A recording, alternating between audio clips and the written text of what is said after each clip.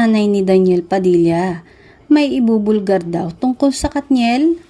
Ano naman kaya ito?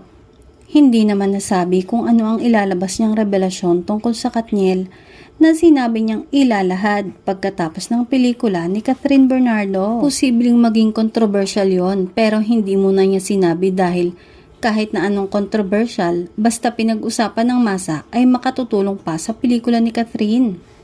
Hindi din malinaw kung maganda ba or not so good na issue yon.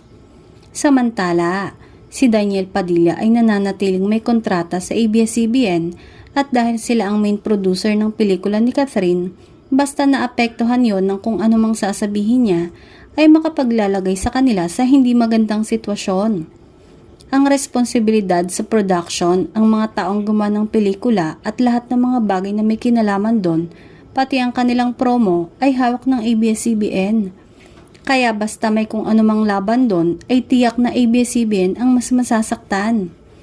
Pero kung may masabi man si Carla at kung totoong may masasabi nga siya, hindi na nakapagtataka kung ilabas niya yun ngayon. Hindi naman maikakaila na ang tagumpay ng pelikula ni Catherine na kasama si Alden ay iniisip nilang si Daniel sana kung hindi nagkaroon ng problema.